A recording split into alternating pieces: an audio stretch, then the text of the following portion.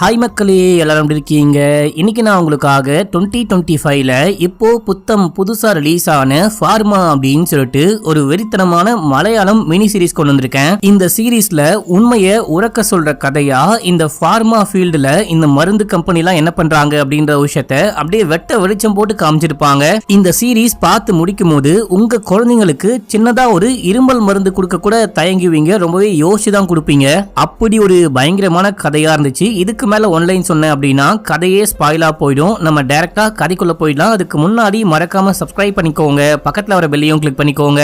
நம்ம மிஸ்டர் விக்னேஷ் வாலெட்ல ரீசெண்டா எக்கச்சக்கமான ஆர்டர் மக்களே. சில கம்பெனில இருந்து லோகோ போட்டு அதுக்கப்புறமா ஃப்ரெண்ட்ஸ் நிறைய நேம் போட்டுலாம் கேட்டிருக்காங்க. உங்களுக்குமே கிறிஸ்மஸ் அண்ட் நியூ இயருக்கு யாருக்காச்சும் கிஃப்ட் கொடுக்க போறீங்க, இல்ல அப்படின்னா ஹோல்சேலா கேக்குறீங்க, கடை வச்சிருக்கீங்க அப்படின்னா உங்களுக்கு மேனுஃபேக்சரிங் ரேட்டுக்கே கொடுக்கலாம். ஸ்டார்டிங் 300ல இருந்தே உங்களுக்கு வாலெட்லாம் இருக்குது மக்களே. பல்கா வாங்குறவங்களுக்கு மட்டும் இப்போ நம்ம கடைக்குள்ள போயிடலாம். வேணும் அப்படின்றவங்க லிங்கை கிளிக் பண்ணி ஆர்டர் பண்ணிக்கோங்க. ஃபர்ஸ்ட் கமெண்ட்ல லிங்க் இருக்கு, வாட்ஸ்அப்லயும் ஆர்டர் பண்ணலாம். இந்த சீரிஸ் உடைய ஸ்டார்டிங் சீன்லயே 2026ல ஒரு டாக்டரை இன்டர்வியூ எடுக்கிறாங்க. இன்டர்வியூ எடுக்கும் போது இந்த சாத்தி கிளினிக்கை தொடங்கணும் அப்படின்ற ஐடியா உங்களுக்கு எப்படி வந்துச்சு அப்படின்னு சொல்லிட்டு கேட்கும்போது 2008ல நானும் என் ஃப்ரெண்ட்ஸ் எல்லாருமே சேர்ந்துட்டு டெல்லியில ஒரு கான்ஃபரன்ஸ் முடிச்சுட்டு பார்ட்டி ஹால்ல பார்ட்டி பண்ணிட்டு இருக்கும் போது அந்த டைம்ல ஒருத்தர் வந்துட்டு ஒரு முக்கியமான மருந்து கிடைக்கணும், அந்த மருந்து இப்போ என் கைக்கு கிடைச்சா போதும், என்னுடைய குழந்தையை காப்பாத்திடலாம் அப்படின்ற நிலைமையில அவர் தேடிட்டு இருக்காரு. ஆனா அந்த மருந்துடைய பிரைஸ் 1 லட்சம் மதிப்புள்ள அந்த மருந்து எல்லா கடையிலயும் கிடைக்குதான்,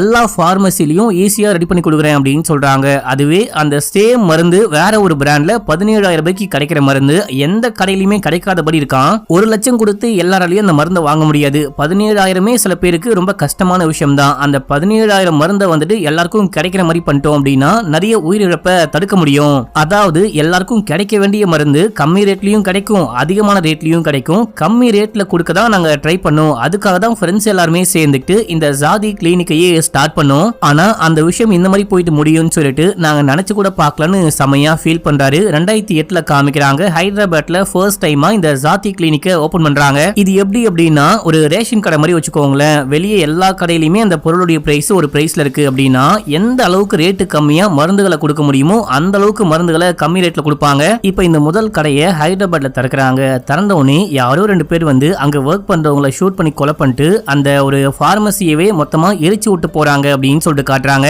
இப்போ அதே 2008ல நம்ம ஹீரோவை காமிக்கிறாங்க. நம்ம ஹீரோ ஊர்ல வந்துட்டு ஒரு சின்ன மெடிக்கல் ஷாப் வச்சிருந்திருப்பாரு. அதுல பெருசா வியாபாரமே இல்ல அப்படின்னு சொல்லிட்டு மெடிக்கல் ரெப்பா இப்போ வந்து வேலைக்கு சேர்றாரு. மேனேஜர் ஹீரோவை மீட் பண்றாரு. உனக்கு எல்லாமே தெரியுமா, நான் இன்னைக்கு வந்துட்டு கூடவே இருந்து கைட் பண்ணுவேன், எப்படி போயிட்டு டாக்டர்ஸை மீட் பண்ணணும், எப்படி வந்துட்டு நம்ம மெடிசனை விற்க வைக்கணும் அப்படின்னு சொல்லிட்டு எல்லாமே சொல்லி கொடுப்பேன் அப்படின்னு சொல்லிட்டு நம்ம ஹீரோக்கு அவரே சாப்பாடுலாம் வாங்கி கொடுத்துட்டு நேரா ஒரு பெரிய ஹாஸ்பிட்டலுக்கு கூட்டு போறாரு. 2008ல இவ்வளவு பெரிய ஹாஸ்பிட்டலா அப்படின்னு சொல்லிட்டு ஹீரோவே வாயை பிளந்துட்டு உள்ளுக்குள்ள போனா அங்க அந்த டாக்டர் மீட் பண்ண எக்கச்சக்கமான பேர் ஹீரோ மாதிரியே வெயிட் பண்ணிட்டு இருக்காங்க. லைன்ல வந்துட்டு அந்த பாக்ஸ் எல்லாம் வச்சுட்டு வெயிட் பண்ணிட்டு இருக்காங்க. ஹீரோவும் போறாரு, சூட் கேஸ லைன்ல வச்சுட்டு அவரும் வெயிட் பண்ணிட்டு இருக்கும் போது இன்னைக்கு வந்துட்டு டாக்டர் யாரையும் மீட் பண்ண மாட்டாரு, அம்மா இறந்து போயிட்டாங்களாம், அதனால உடனே கிளம்புறாரு அப்படின்னு சொல்லிட்டு நியூஸ் கிடைக்க எல்லாரும் கிளம்புறாங்க. அட பல மணி நேரம் வெயிட் பண்ணி கிளம்ப வேண்டியதா போயிடுச்சு அப்படின்னு சொல்லிட்டு நம்ம ஹீரோவும் சூட் கேஸை தூக்கிட்டு அங்கிருந்து கிளம்பலாம் அப்படின்னு சொல்லிட்டு பார்க்கும்போது இந்த டைம்ல அந்த டாக்டர் மேனேஜரை பார்த்துட்டு மேனேஜரை மட்டும் உள்ளுக்குள்ள கூப்பிடும் போது மேனேஜர் கூடவே சேர்த்துட்டு ஹீரோவையும் உள்ளுக்குள்ள கூட்டு போறாரு. டாக்டர் மேனேஜரை பார்த்து என்னப்பா அந்த டீல 350க்கு முடிச்சுக்கலாமா அப்படின்னு சொல்லிட்டு கேட்கும் போது 350 அப்படின்னா ரொம்ப கஷ்டம், 500னா ஓகே அப்படின்னும் போது இங்க பாரு அம்மா இறந்து போயிட்டாங்க, அவசரமா போயிட்டு இருக்கேன், இதுக்கப்புறம் ஒரு வாரத்துக்கு மீட் பண்ணவே முடியாது, 350க்கு ஓகேனா சொல்லு முடிச்சுக்கலாம், இல்லனா வேலைக்கு ஆகாது அப்படின்னும் போது சரி ஓகே 350க்கு ஓகே தான், அந்த 200 எப்படி அப்படின்னு சொல்லிட்டு கேட்கும்போது கண்டிப்பா 200 உனக்கு கிடைக்கும் அப்படின்னு சொல்லிட்டு டாக்டர் வெளியே போறாரு. வெளியே போனதுக்கு அப்புறமா இப்போ ஹீரோ மேனேஜர் கிட்ட கேட்கிறாரு, என்னது 350 200 500 அப்படின்னு சொல்லிட்டு ஏதோ பேசுறீங்க, ஒண்ணுமே புரியல அப்படின்னு. ஆக்சுவலா ஒரு மெடிசனை வந்துட்டு 500 பேருக்கு நீங்க கொடுக்கணும், 500 பேருக்கு பிரிஸ்கிரைப் பண்ணணும் அப்படின்னு சொல்லிட்டு கேட்டிருந்தேன். 500 பேருக்கு அந்த மெடிசனை டாக்டர் பிரிஸ்கிரைப் பண்ணா மட்டும்தான் நமக்கு நிறைய லாபம் கிடைக்கும், 350 பேருக்கு மட்டும் கொடுத்தாரு அப்படின்னா லாபம் ரொம்ப கம்மியா கிடைக்கும், அதான் பார்கின் பண்ணி பார்த்தேன், ஒண்ணுமே வேலைக்கு ஆகல அப்படின்னு சொல்றாரு. 200 பேரு 200 அப்படின்னு சொல்லிட்டு ஏதோ சொன்னாங்க பாத்தீங்களா, 200க்கு மேல இந்த பிரிஸ்கிரைப் பண்ண இவங்களுக்கு ஏதோ கமிஷன் கிடைக்குமா, அந்த கமிஷனை பத்தி பேசிக்கிட்டு இருந்தேன். இப்போதைக்கு உனக்கு ஒண்ணுமே புரியாது, ஆனா போக போக எல்லாமே கத்து கொடுக்குறேன் அப்படின்னு சொல்லிட்டு அங்க இருந்து கிளம்புறாங்க. இப்போ ஏதோ மீட்டிங் இருக்குன்னு மேனேஜர் கூட்டு போறாரு. கூட்டிட்டு போகும்போது இந்த ராஜு டாக்டர் அப்படின்னு சொல்லிட்டு அவருடைய கேபின் வருது. இந்த டாக்டர் கிட்ட போயிட்டு பேச போறது கிடையாதா, நம்ம மருந்தை விற்க போறது கிடையாதா அப்படின்னு சொல்லிட்டு கேட்கும்போது ஆக்சுவலி இந்த டிஸ்ட்ரிக்ட்லயே இவர் தான் பெரிய டாக்டர், டாக்டர். இவரை பார்க்க எக்கச்சக்கமான பேஷண்ட் வருவாங்க. ஆனா மனுஷன் நேர்மையான ஆளு, எப்பயுமே பணத்து பக்கமா ஓட மாட்டாரு. நல்லவங்களுக்காக மட்டும் இருக்கிறதுலயே விலை குறைவான மருந்து, நல்ல மருந்தா மட்டும்தான் கொடுப்பாரு. லாபத்துக்காக வேலை எல்லாம் பார்க்க மாட்டாரு. இப்போ நீ பார்க்க தான் போற, நம்ம மீட்டிங் போறோம் இல்லையா, அங்க ராஜு டாக்டர் இருப்பாரு, பார்க்க தான் போற அப்படின்னு சொல்லிட்டு இவங்க அந்த மீட்டிங்க்கு போறாங்க. அது என்ன மீட்டிங் அப்படின்னா, இந்த மொத்த ஹாஸ்பிட்டலுக்குமே ஒரு ஓனர் இருப்பாரு, அவரு உட்கார்ந்துகிட்டு இருக்காரு, ஒரு டாக்டர், அதுக்கப்புறமா அந்த ராஜு டாக்டரும் உட்கார்ந்துகிட்டு இருக்காரு, அதுக்கப்புறமா ஒரு ஆட்டோ டிரைவர். இந்த ஆட்டோ டிரைவருடைய மனைவிக்கு ஏதோ உடம்பு சரியில்லை, அவங்களுக்கு வந்துட்டு ஜாதி கிளினிக் உடைய 7000 ரூபாய் மதிப்புள்ள மருந்தை வந்துட்டு இந்த ராஜு டாக்டர் எழுதி கொடுத்தாராம். இந்த மருந்தை ஏன் எழுதி கொடுத்தீங்க, இந்த மருந்துக்கு பதிலா 2 லட்சம் ரூபாய்க்கு மேல ஒரு மருந்து இருக்கான், அதை எழுதி கொடுத்திருந்தா இன்னமும் நல்லா இருந்திருக்கும் அப்படின்னு சொல்லிட்டு இன்னொரு டாக்டர் சொல்றாரு. இப்ப இந்த மாதிரி மாத்தி மாத்தி சண்டை போட்டுக்கிட்டு இருக்காங்க. அந்த ஆட்டோ டிரைவருக்கே ஒரே குழப்பமா இருக்கு, என்ன பண்ணலாம் அப்படின்னு சொல்லிட்டு. ஆனா இந்த ஹாஸ்பிட்டலுடைய ஓனரே என்ன சொல்றாருன்னா, இந்த பிராண்டடான மருந்தை எழுதி கொடுங்க, ரொம்பவே நல்லா இருக்கும் அப்படின்னு சொல்லும் போது மறுபடியும் இந்த ஆட்டோக்காரு குழம்புறாரு. இந்த ராஜு டாக்டர் அப்பயும் தெளிவா எக்ஸ்பிளைன் பண்றாரு, பிராண்டை தவிர 2 மருந்துலயுமே எந்த ஒரு வித்தியாசமும் கிடையாது, நமக்கு பிராண்டை விட அந்த உயிரை காப்பாற்றணும், அதுக்கு விலை குறைவான மருந்தை எழுதி கொடுத்தா அவங்களுக்கும் நல்லபடியா இருக்கும், சீக்கிரமா வாங்கிடுவாங்க, சீக்கிரமா பேஷண்ட்டை காப்பாற்ற முடியும் அப்படின்னும் போது இந்த விஷயமா மேனேஜர் பார்த்துட்டு ஒரு செகண்ட் இருங்கன்னு கிட்ட போயிட்டு, சார் இப்போ நீங்க பாருங்க, எனக்கு ஒரு பொன் குழந்தை இருக்கா, அந்த பொன் குழந்தைக்கு ஏதாவது பிரச்சனை அப்படின்னா நாங்க ரேட் எல்லாம் பார்க்க மாட்டேன், பிராண்டடா ஹை குவாலிட்டியா நல்ல மருந்தா வாங்கி கொடுத்து உடனே உயிரை காப்பாற்றணும் அப்படின்னு தான் பார்ப்பேன், அதை தவிர ரேட்டு குறைவா கிடைக்குமா, கொஞ்சம் குவாலிட்டி குறைவா கிடைக்குமா அப்படின்லாம் பார்த்துக்கிட்டு இருக்க மாட்டேன், நீங்க என்ன பண்ணுவீங்க அப்படின்னு சொல்லிட்டு கேட்கும்போது, சார் எனக்கு என் பொண்டாட்டியுடைய உயிர் தான் முக்கியம், அந்த 2 லட்சம் ரூபாய் மதிப்புள்ள அந்த மருந்தையே எழுதி கொடுங்க, அதையே நான் போயிட்டு வாங்கிட்டு வரேன், என் மனைவிக்காக என் வீட்டை வித்து ஆட்டோ வித்து எதை வேணா விற்பேன் அப்படின்னு சொல்லிட்டு போ.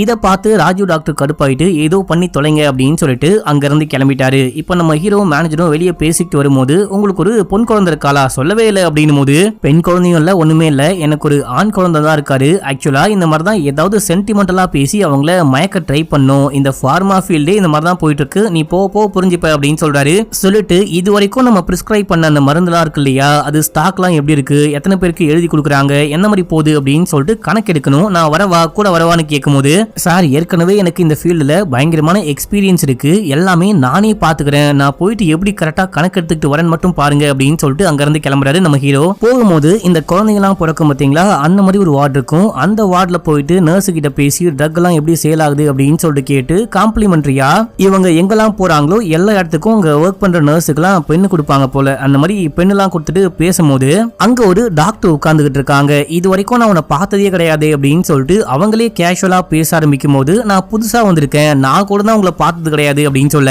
யாரா இவன் அப்படின்னு சொல்லிட்டு அவங்க கண்டுக்காம கிளம்புறாங்க. அப்பதான் அங்க இருக்க நர்ஸ் சொல்றாங்க, இந்த டாக்டர் வந்துட்டு மத்த டாக்டர் மாதிரிலாம் கிடையாது, ஃப்ரெண்டு மாதிரி நல்லாவே பழகுவாங்க, போயிட்டு பேசி ஃப்ரெண்டு பிடிங்க அப்படின்னு. நம்ம ஹீரோவும் போயிட்டு, சாரி மேடம் நான் கொஞ்சம் ஒரு மாதிரி பேசிட்டேன், மன்னிச்சுக்கோங்க, இந்த வேலைக்கு புதுசு, இப்பதான் ஜாயின் பண்ணிருக்கேன், நம்ம ஒர்க் பண்ணலாம் அப்படின்னு சொல்லிட்டு பேசிட்டு அங்கிருந்து கிளம்பி மெடிக்கல் ஷாப்பா போறாரு. இது நான் ஏற்கனவே சொன்ன மாதிரி ஒரு பெரிய ஹாஸ்பிட்டல், எக்கச்சக்கமான மெடிக்கல் இருக்கு, எல்லா மெடிக்கலுக்கும் போயிட்டு இந்த ஸ்டாக்லாம் எவ்வளவு இருக்கு அப்படின்னு சொல்லிட்டு பார்க்கும்போது, ஒரு மெடிக்கல் ஷாப்ல போன வருஷம் இந்த மாதிரி தான் உன்னுடைய எம்ப்ளாயி ஒருத்தன் வந்துட்டு இந்த மெடிசனை கொடுங்க அப்படின்னு சொல்லிட்டு கொடுத்துட்டு போனா ஒன்னு கூட விற்கவே இல்லை, ஒழுங்கா வாங்கிட்டு போயா அப்படின்னு சொல்லிட்டு சண்டை போட்டு கையில கொடுத்தனப்ப நம்ம ஹீரோ வாங்கிட்டு நேரா மேனேஜரை பார்க்க போறாரு. மேனேஜரா செமையா கடுப்பாவுறாரு, போயிட்டு மருந்து வித்துட்டு வாயா அப்படின்னா திரும்ப வாங்கிட்டு வர, உன்னை எல்லாம் வச்சுக்கிட்டு என்ன பண்ண போறணும் தெரியல அப்படின்னு சொல்லிட்டு போலம்ப. இல்ல சார் நான் கேட்கலாம் தான் போனேன், திடீர்னு அந்த ஆளு பெட்டியே தூக்கி வந்து கையில கொடுத்துட்டாரு, அங்க வச்சுட்டா வர முடியும், அதான் வேற வழி இல்லாம கொண்டு வந்துட்டேன் அப்படின்னு. இப்ப இந்த மெடிசனை வந்துட்டு உள்ளுக்குள்ள வச்சுட்டு வெளியே கிளம்புறாங்க. வேற ஒரு முக்கியமான டாக்டரை பார்க்க போறோம். இந்த ஆளு பயங்கர திமிரு பிடிச்ச ஆளு, இந்த ஆளை மீட் பண்ணி பேசவே முடியாது, நீ கொஞ்சம் பிராக்டிஸ் பண்ணிட்டு வா, எப்படிலாம் பேசினா அந்த டாக்டர் நம்ம வலையில விழுவாரு அப்படின்னு சொல்லிட்டு நல்லா பிராக்டிஸ் பண்ணிட்டு வா அப்படின்னும் போது ஹீரோவும் ஏதோ பண்றாரு. இப்போ கடைசியா நம்ம ஹீரோவும் மேனேஜரும் நேரா கிளம்பி அந்த டாக்டரை மீட் பண்ண போறாங்க. நம்ம ஹீரோ நேரடியா போயிட்டு, நீங்க கொடுக்குற மெடிசன் எல்லாம் நிப்பாட்டுங்க, அந்த மெடிசன் எல்லாமே ஓல்டு ஃபேஷன், இப்போ வந்திருக்க மெடிசன் எல்லாம் பாருங்க பயங்கரமா எக்ஸ்பெரிமெண்ட்லாம் பண்ணி பார்த்திருக்காங்க, கண்டிப்பா உங்களுக்கும் நிறைய காசுலாம் கிடைக்கும் அப்படின்னும் போது அவருக்கு கடுப்பாயிட்டாரு. நீ முதல்ல வெளியே போடா அப்படின்னு சொல்லிட்டு அந்த பேப்பர்லாம் காமிக்கும் போது அதையெல்லாம் கிழிச்சு வெளியே தூக்கி போட்டு, நீ முதல்ல வெளியே போ, இதுக்கப்புறமே இந்த மீட் பண்ணவே வராத அப்படின்னு சொல்லிட்டு கத்தி விட, நம்ம ஹீரோக்கா ஒரே அவமானமா போச்சு. இருந்தாலும் இந்த அவமானத்தை வெளியே காமிச்சிக்க கூடாது அப்படின்னு சொல்லிட்டு சிரிச்சுக்கிட்டே அங்க இருந்து வந்துட்டாரு. இப்போ அன்னைக்கு நைட்டு சரகு போடும்போது மேனேஜர் தான் சமாதானப்படுத்துறாரு, இதெல்லாம் நம்ம வேலையில சர்வ சாதாரணமான விஷயம், இந்த விஷயம்லாம் நீ கண்டுக்கவே கூடாது, நீ வந்துட்டு சேல்ஸ் எப்படி எப்படி அதிகப்படுத்தலாம் அதுல மட்டும் ஃபோக்கஸ் பண்ணு, சேல்ஸ் தான் இங்க ராஜா,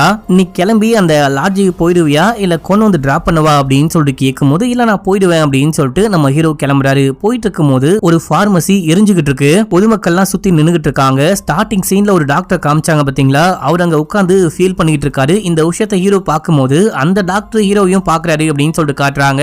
இதோட ஃபர்ஸ்ட் எபிசோட் முடியுது. இப்போ செகண்ட் எபிசோட் ஸ்டார்டிங் சீன்லயே ஒரு மீட்டிங். இப்போ வந்துட்டு நம்ம கம்பெனி புதுசா ஒரு மருந்தை லான்ச் பண்ண போறாங்க. அந்த லான்ச்சிங் வந்துட்டு பயங்கரமா இருக்க போகுது.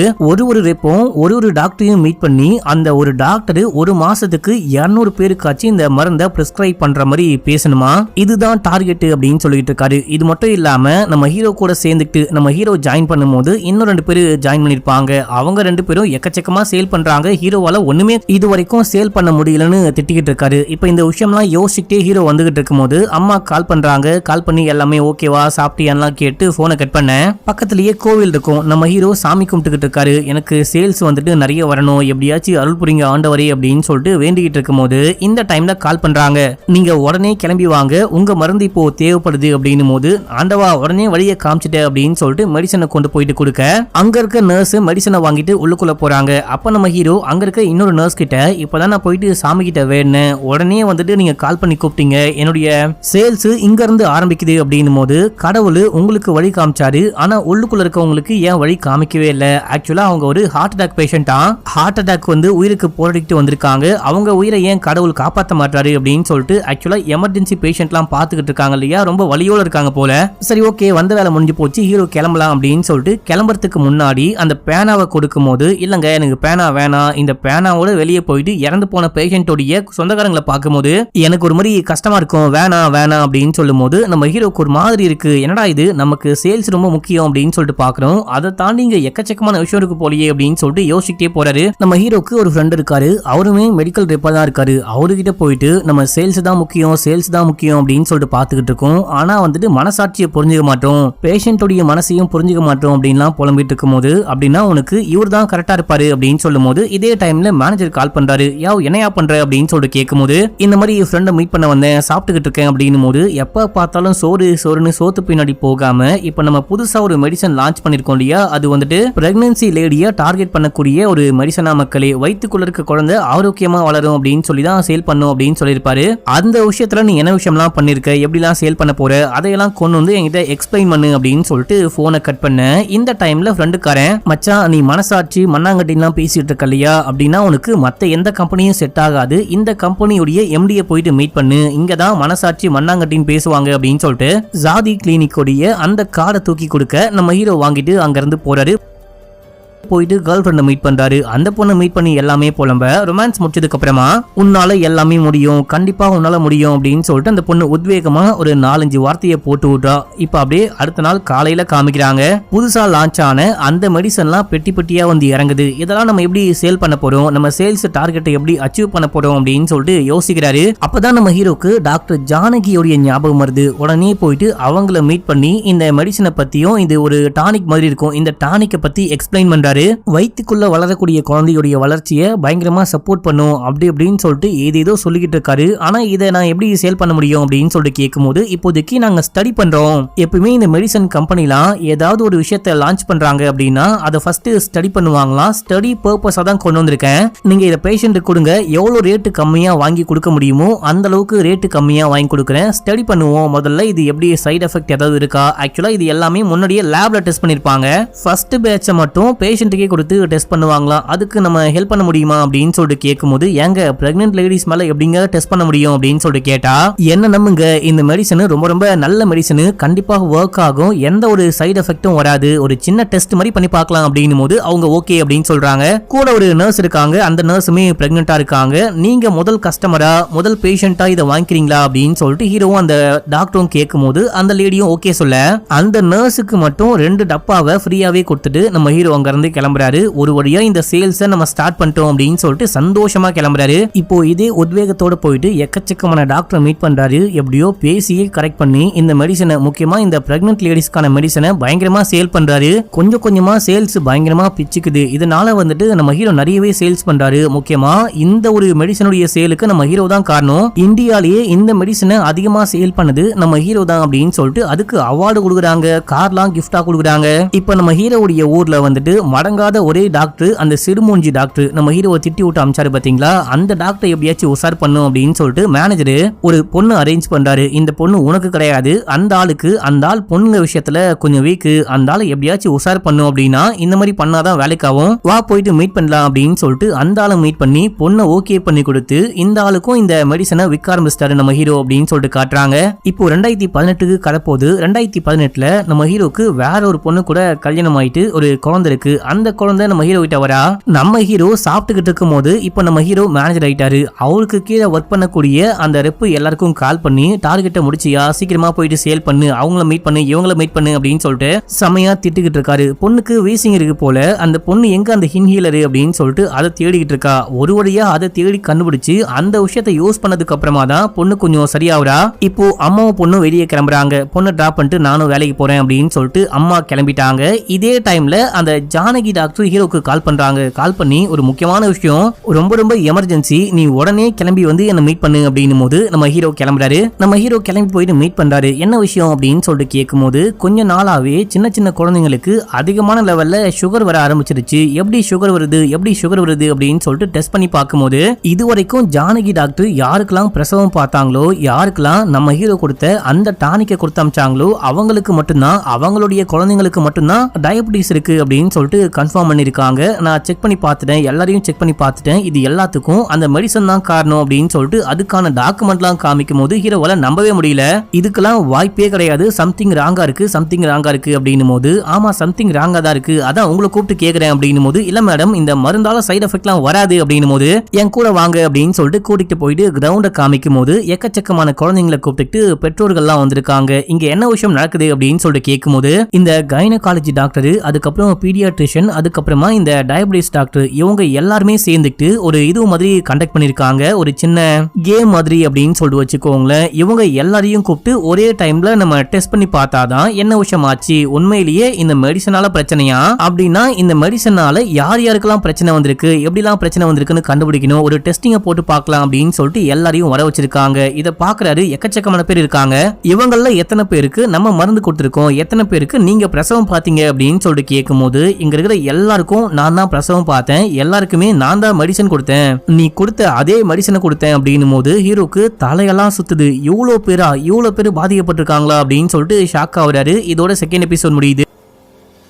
இப்போ மூணாவது எபிசோடிய ஸ்டார்டிங் சீன்லயே நார்த் இந்தியால ஏதோ ஒரு குட்டி கிராமம், அந்த கிராமத்துல யாருக்கும் தெரியாம ஒரு சின்ன ஃபேக்டரின்னு கூட சொல்ல முடியாது, ரொம்பவே மோசமான முறையில மருந்துலாம் தயார் பண்ணிட்டு இருக்காங்க. அங்க கிளீனஸ், ஹைஜீனிக் அப்படின்னு சொல்லிட்டு எந்த விஷயமும் கிடையவே பேருக்கு கூட.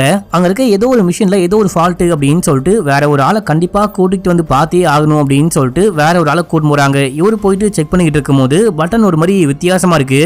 என்னையா உன் பட்டனு கொஞ்சம் வித்தியாசமா இருக்கு அப்படின்னு சொல்லிட்டு அங்க ஒர்க் பண்றவன் பார்த்துட்டான்னு தெரிஞ்சவனே இந்த ஆளு பயந்துட்டு ஓடுறாரு. இவர் ஆக்சுவலா மெக்கானிக் கிடையாது. அந்த ஸ்டார்டிங் சீன்ல ஒரு டாக்டர் காமிச்சாங்க பாத்தீங்களா, ஜாதி கிளினிக் உடைய ஓனர் அப்படின்னு சொல்லிட்டு, அவரு பேரு ராஜு. அவரும் அவருடைய டீமும் சேர்ந்துட்டு இந்த விஷயத்தை வெளியே கொண்டு வரலாம் அப்படின்னு சொல்லிட்டு ட்ரை பண்ணிருக்காங்க. பயவுள்ள மாட்டிக்கிறான். அடுத்து என்ன விஷயம் ஆச்சு அப்படின்லாம் காமிக்கல, இப்போ ரியல் டைம்ல காமிக்கிறாங்க. ஜானகி டாக்டர் கேக்குறாங்க அப்படின்னா இந்த விஷயம் கண்டுபிடிச்சதுக்கு அப்புறமா தான் சேல்ஸ் நிப்பாட்டாங்களா அப்படின்னு சொல்லிட்டு கேட்கும்போது, இல்ல மேடம் அந்த மெடிசன் எதுக்காக நிப்பாட்டிட்டாங்க அப்படின்னா பெருசா அது சேல்ஸே கிடையாது, வாழ்க்கையிலேயே ஒரே ஒரு வாட்டி 9 மாசம் மட்டும்தான் இந்த லேடிஸ்லாம் பிரெக்னெண்டா இருப்பாங்க, அதுக்கப்புறம் சேல்ஸே இல்ல இல்லையா, மிஞ்சி போனா 2-3 குழந்தைங்க பெத்துக்கிறாங்க அப்படின்னா கூட பெரிய சேல் கிடையாது, லாபமே இல்ல அப்படின்னு சொல்லிட்டு அந்த மெடிசனை, அந்த சிறப்பை ஸ்டாப் பண்ணிட்டாங்க அப்படின்னு சொல்ல, ஏதோ நீங்க வந்துட்டு உங்க டீமுடைய ஹெட் கிட்ட பேசுங்க, வேற ஏதாவது பண்ண முடியுமான்னு பாருங்க, இந்த குழந்தைங்களுக்கு ஏதாவது நஷ்ட ஈடு இல்லனா சரி பண்றதுக்கு ஏதாவது மருந்து, இந்த மாதிரி ஏதாவது பண்ண முடியுமான்னு பாருங்க, முக்கியமா இந்த விஷயத்தை உங்க ஹெட்டுக்கு இன்ஃபார்ம் பண்ணுங்க அப்படின்னும் போது, நான் இன்ஃபார்ம் பண்றேன், ஜாஸ்மின் ஹீரோயினுக்கு இன்ஃபார்ம் பண்றேன், ஜாஸ்மின் தான் இந்த ஒரு இதுடைய ஹெட் போல, அவங்களுக்கு நான் இன்ஃபார்ம் பண்றேன் அப்படின்னு சொல்லிட்டு வெளியே போக இந்த டைம்ல ஒரு இன்வைட் வருது நம்ம ஹீரோக்கு. இப்போ இந்த கம்பெனி ஒரு காஃப் சிரப் வந்துட்டு லான்ச் பண்ண போறாங்களாம். அதுவும் குழந்தைங்களுக்கு இரும்பல் வந்தா அவங்களுக்காக மட்டுமே ஸ்பெஷலா தயாரிக்கப்பட்ட ஒரு சிறப்பை வந்துட்டு லான்ச் பண்ண போறோம் அப்படின்னு சொல்லிட்டு அந்த லான்ச் ஈவெண்ட்டுக்கு கூப்பிட ஹீரோவும் கிளம்பி போறாரு.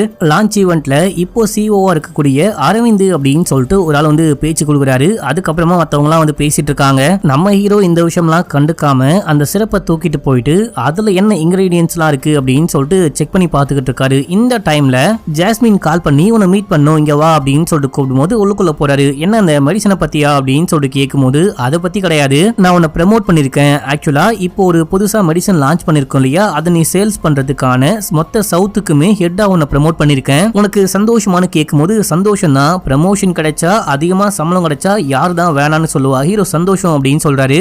சொல்லிட்டு அந்த மருந்துக்கு என்ன தீர்வு அப்படின்னு சொல்லிட்டு கேட்கும்போது நீ போயிட்டு அரவிந்த மீட் பண்ணு, அவரு பேசணும்னு சொன்னாரு அப்படின்னும் போது அவரை போயிட்டு மீட் பண்ணி கேட்டா அதெல்லாம் விட்டு இப்போ உனக்கு ப்ரமோஷன் கிடைச்சிருக்கு இல்லையா, இதை வச்சு என்ஜாய் பண்ணு அப்படின்னு சொல்லும் போது அப்படின்னா அந்த ரிப்போர்ட் எல்லாமே நீங்க முன்னாடியே பாத்தீங்களான்னு கேட்கும்போது பார்த்தாச்சு. ஆக்சுவலா ஒரு மருந்து வெளியே வரதுக்கு முன்னாடியே ரிசர்ச் பண்ணுவாங்க. அந்த ரிசர்ச் டீம் அப்பயே சொன்னாங்களாம், இந்த மருந்து வெளியே வந்துச்சு அப்படின்னா நிறைய குழந்தைங்க பாதிக்கப்படுவாங்க, டயபெட்டிஸால பாதிக்கப்படுவாங்க, இது ரொம்ப ரிஸ்க் வேணான்னு சொன்னாங்க. அதையும் மீறி வெளியே வந்துச்சு. முக்கியமா அந்த விஷயம் வெளியே வரக்கூடாது அப்படின்னா அந்த மருந்துடைய சேல்ஸையே ஸ்டாப் பண்ணும் அப்படின்னு சொல்லும் போது எல்லாமே தெரிஞ்சுக்கிட்டே நம்ம ஏன் லான்ச் பண்ணோம், ஏன் அதை வித்தோம் அப்படின்னு சொல்லிட்டு கேட்கும்போது அதையெல்லாம் நீ பெருசா கண்டுக்காத, ஃபார்மா ஃபீல்டே இந்த மாதிரி தான் ஒர்க் ஆகிட்டு இருக்கு. ஆக்சுவலா உன்னால லாபம் தான். இப்ப அந்த குழந்தைங்களுக்கெல்லாம் டயபெட்டிஸ் வந்திருக்கு அப்படின்னா அதுக்கு இன்சுலின் கொடுக்கலாம். இன்சுலின் அதிகமா யூஸ் பண்ணாங்க அப்படின்னா ஹார்ட்ல ப்ராப்ளம் வரும், அதுக்கு ஒரு மெடிசன் இருக்கான், அதை கொடுக்கலாம். நீ வந்துட்டு இந்த கம்பெனிக்கு ஒரு பெரிய லாபத்தை ஏற்படுத்தி கொடுத்திருக்க. ஒரு சின்ன ஒரு மெடிசனை குழந்தைங்களுக்கு கொடுத்து அந்த குழந்தைங்க வாழ்ற வரைக்கும் வாழ்க்கை முழுக்க நமக்கு கஸ்டமரா இருக்க போறாங்க. ஏதோ ஒரு விதத்துல நீ நல்ல விஷயம் தான் பண்ணிருக்க, போயிட்டு இந்த பார்ட்டியை என்ஜாய் பண்ணு, அந்த விஷயம்லாம் கண்டுக்காத அப்படின்னும் போது அப்படின்னா நம்ம ஸ்டார்டிங்ல இந்த மருந்தை ஸ்டார்ட் பண்ணும் போதே ட்ரையல் பண்ணி பார்த்தோம், ட்ரையல்ல எந்த எரரும் வரவே இல்லை, அந்த ரிப்போர்ட்டை வச்சு உங்களால எதுவுமே கண்டுபிடிக்க முடியலையான்னு கேட்கும் போது அந்த ட்ரையல் எல்லாமே சும்மா ஒரு கண் துடைப்பு மட்டும்தான், அந்த ரிப்போர்ட் எல்லாத்தையும் எப்பயோ எரிச்சாச்சு, இதுக்கப்புறம் நமக்கு எந்த பிரச்சனையும் வராது, பிரச்சனை வந்தாலும் ஜாஸ்மின் பாத்துப்பா, நீ போயிட்டு உன்னுடைய வேலையை பாரு, இந்த பார்ட்டியை என்ஜாய் பண்ணு அப்படின்னும் போது ஹீரோக்கா தூக்கி வாரி போடுது, மண்டையெல்லாம் குழம்புது, கொய்யால என்ன காரியம்டா இவனுங்க பண்றானுங்க அப்படின்னு சொல்லிட்டு டென்ஷன் ஆகுறாரு. என்ன பண்றது அப்படின்னே புரியல. இதோட இந்த எபிசோட் முடியுது. இப்போ 4வது எபிசோடைய ஸ்டார்டிங் சீன்லயே நமக்கு அந்த லேடி டாக்டர் காமிக்கிறாங்க. இவங்க ஒரு பிரசவம் எல்லாம் பார்த்து முடிச்சுட்டு வேலையெல்லாம் முடிச்சுட்டு ஷிஃப்ட் முடிய வீட்டுக்கு கிளம்புறாங்க. ரொம்பவே டயர்டா இருக்கு. புருஷனுக்கு கால் பண்ணி இந்த மாதிரி ரொம்ப டயர்டா இருக்கு, பசிக்குது, உடனே வந்து சாப்பிடணும், ஏதாவது வாங்கி வைங்க அப்படின்னு போது சரிம்மா நான் வாங்கி வச்சுட்டு கிளம்புறேன், நானும் ஒரு கேஸை பார்க்கணும், அவசரமா கிளம்புறேன், வாங்கி வச்சுட்டு போறேன் அப்படின்னு சொல்றாரு. இப்படிலாம் பேசிக்கிட்டு அவங்க வெளியே போகும்போது வேற ஒரு பேஷண்ட் வந்திருக்காங்களாம், ரொம்ப எமர்ஜென்சி, கண்டிப்பா நீங்க வந்தே ஆகணும் அப்படின்னும் போது வேற வழி இல்லாம சாப்பிடாம கொள்ளாம தூங்காம இவங்க வந்துட்டு வேலை பாக்குறாங்க அப்படின்னு சொல்லிட்டு காட்டுறாங்க. இப்போ 2018 நம்ம ஹீரோவை காமிக்கிறாங்க. நம்ம ஹீரோவுடைய இதுக்கு புதுசா ஒரு பையன் ஜாயின் பண்ணிருப்பான். இந்த காஃப் சிறப்பு வைக்கணும் அப்படின்றது தான் அவனுடைய டார்கெட். இவன் குழந்தைங்க கூட விளையாடி டாக்டர் கிட்டலாம் பேசி ஒரு நாளைக்கு 200 பேஷண்ட்டுக்கு இந்த மருந்தை பிரிஸ்கிரைப் பண்ணும் அப்படின்னு சொல்லிட்டு பேசி டீலை முடிச்சிட்டானா. டாக்டர் ஹீரோவை பார்த்துட்டு உன்னுடைய அசிஸ்டன்ட் உன்னையே தூக்கி சாப்பிடுவான் போல, அந்த அளவுக்கு பயங்கர டேலண்டா இருக்கான் அப்படின்னும் போது அந்த குழந்தைங்களை பார்க்க இரும்பிட்டு இருக்காங்க. அந்த குழந்தைங்க எல்லாரும் நம்ம ஹீரோவால தான், நம்ம ஹீரோ கொடுத்த அந்த மருந்தால தான் இந்த குழந்தைங்க எல்லாருமே ஆல்மோஸ்ட் பாதிக்கப்பட்டிருக்காங்க. உடம்புல இம்யூன் பவரே இல்லாம சுகர் வந்துட்டு இப்போ இருமல் மருந்து வேற, இது வேற விஷமா இல்ல என்ன கரமாந்திரம் அப்படின்னே தெரியல, இதை குடிச்சு இதனால என்ன சைடு எஃபெக்ட் வரப்போகுது அப்படின்னு தெரியல அப்படின்னு சொல்லிட்டு ஒரு மாதிரி யோசனையோட அங்கிருந்து கிளம்புறாரு. இப்போ கார்ல போயிட்டு இருக்கும் போது அந்த எக்ஸ் கேர்ள் ஃப்ரெண்ட் கால் பண்றாங்க. கால் பண்ணி எப்படி இருக்க ஏதா இருக்க அப்படின்னு சொல்லிட்டு கேட்கும் போது ஆக்சுவலா இவங்க கூட பிரேக்கப் ஆயிட்டு இருக்கும், ஆனாலும் பேசிட்டு இருக்காங்க போல. என்னமா நீ பிரான்ச்சுக்கு மேனேஜர் ஆயிட்ட, என்கிட்டலாம் பேசுவியா அப்படின்னு சொல்லிட்டு கேட்கும் போது மறுபடியும் முதல்ல இருந்து ஆரம்பிக்காத, மும்பை வரப்போறேன் அப்படின்னு சொன்னீங்க, எப்ப வரப்போற அப்படின்னு சொல்லிட்டு கேட்கும் போது கூடிய சீக்கிரமே வரேன், நெக்ஸ்ட் வீக் வருவேன்னு நினைக்கிறேன் அப்படின்னு சொல்லிட்டு போனை கட் பண்ண அங்க அந்த ஜாஸ்மின் உட்கார்ந்துகிட்டு இருக்காங்க. ஜாஸ்மின் சொல்லிதான் நம்ம ஹீரோக்கு இந்த பொண்ணு கால் பண்ணி பேசினா போல. அடுத்து அந்த லேடி டாக்டர் கூப்பிட்டாங்க அப்படின்னு சொல்லிட்டு யாரையோ மீட் பண்ண நம்ம ஹீரோவும் லேடி டாக்டரும் போறாங்க. போயிட்டு பார்க்கும்போது ஃபர்ஸ்ட் ஒரு நர்ஸ் பிரெக்னெண்டா இருப்பாங்க. அவங்களுக்கு கூட ஃப்ரீயாவே ஒரு டானிக் கொடுத்துட்டு வந்திருப்பாரு. அவங்களும் அந்த டானிக்கை குடிச்சதுனால என்னுடைய பையனுக்கு சுகர் வந்து அவன் பயங்கரமான கிரிக்கெட் பிளேயர், எல்லா இதுலயும் கலந்துக்கணும் அப்படின்னு சொல்லிட்டு ஆசைப்படுறான். சுகர்னால உடம்புல தெம்பே இல்லாதனால அவனால எதுவுமே கலந்துக்க முடியல அப்படின்னு சொல்லிட்டு புலம்பிட்டு இருக்காங்க. ஹீரோ மேல சரியான கடுப்புல இருக்காங்க. சோ இவங்க டெஸ்ட் பண்ண அந்த ரிப்போர்ட்லாம் கையில கொடுக்குறாங்க. அதை கொடுக்கும் போது கூட யாரை நம்புறது யாரை நம்ப கூடாது அப்படின்னே தெரியல. எல்லாருமே நம்ம முதுகுல குத்துறாங்க அப்படின்னும் போது இல்ல இவரு நம்பால் தான், நம்பலாம் அப்படின்னு சொல்லிட்டு வெளியே வரும்போது என்னால எவ்வளவு பேர்கிட்ட போயிட்டு ரியல் டைம்ல அவங்க கிட்ட இருந்து இந்த டாக்குமெண்ட்லாம் கலெக்ட் பண்ண முடியுமோ எல்லாமே நான் கலெக்ட் பண்றேன், நீங்களும் எவ்வளவு முடியுமோ கலெக்ட் பண்ணுங்க, நம்ம எப்படியாச்சும் இந்த கம்பெனி பண்ண விஷயத்தை வெளியே கொண்டு வரணும், அப்பதான் பாதிக்கப்பட்டவங்களுக்கு ஏதாவது நல்லது பண்ண முடியும் அப்படின்னு சொல்லிட்டு அங்க இருந்து கிளம்ப. அடுத்து நம்ம ஹீரோ போயிட்டு அந்த மேனேஜரை மீட் பண்றாரு. இவரு வேலையும் வேணாம் ஒண்ணும் வேணாம் அப்படின்னு சொல்லிட்டு இப்போ வேற ஏதோ பிசினஸ் பண்ணிட்டு இருக்காரு போல. அவரை போயிட்டு மீட் பண்ணி எதுக்காக இந்த மருந்தை திடீர்னு நிப்பாட்டினாங்க அப்படின்னு சொல்லிட்டு கேட்கும்போது எதுக்காக நிப்பாட்டினாங்க அப்படின்லாம் தெரியல, அரவிந்த் மெயில் பண்ணாரு மருந்த சேலை ஸ்டாப் பண்றங்க அப்படின்னு சொல்லிட்டு, நானும் வேலையை விடலான்னு இருந்தேன், அதனாலேயே பெருசா எதுவுமே கேட்டுக்காம வேலையை விட்டு வந்துட்டேன் அப்படின்னு சொல்லும் போது உங்களுக்கு என்ன பிரச்சனை, ஏன் இந்த மாதிரி சோகமா இருக்கீங்க அப்படின்னு சொல்லிட்டு கேட்கும்போது இவருடைய பையனுக்கு 4வது ஸ்டேஜ் கேன்சர்ல பாதிக்கப்பட்டிருக்காராம், அவரை காப்பாற்றவே முடியாது, சாவர டைம் எண்ணிக்கிட்டு இருக்காராம், அதனால சோகமா இருக்கேன் அப்படின்னு சொல்றாரு. ஆக்சுவலா அந்த ஆட்டோ டிரைவர் உனக்கு ஞாபகம் இருக்கா அப்படின்னு சொல்லிட்டு கேட்கும்போது எந்த ஆட்டோ டிரைவர் அப்படின்னு சொல்லிட்டு கேட்கும்போது உனக்கு ஞாபகம் இல்லாம போலாம், ஆனா எனக்கு நல்லாவே ஞாபகம் இருக்கு, அந்த ஆட்டோ டிரைவருடைய சாபம் தான் என்ன தாக்கிருச்சு போல, அவருக்கு நான் நல்லபடியா அந்த 7000 ரூபாய் மருந்தை கொடுக்க ஹெல்ப் பண்ணிருந்தேன் அப்படின்னா, அவருடைய மனசை மாத்தாம இருந்திருந்தேன் அப்படின்னா அந்த விலை குறைவான மருந்து வெளியே மார்க்கெட்டுக்கு வந்திருக்கும், என்னுடைய பையனையும் ஈஸியா காப்பாத்திருக்க முடியும், இப்போ வந்துட்டு அந்த மருந்தும் இல்ல, விலை அதிகமான மருந்தும் ஒழுங்கா ஒர்க் ஆக மாட்டேங்குது அப்படின்னு சொல்லிட்டு அதை கொடுத்தாலும் பையனை குணப்படுத்த முடியாம ஆல்மோஸ்ட் சாகிற கண்டிஷன்ல இருக்கான், நீ வந்துட்டு அந்த கம்பெனியை சும்மா விடாத,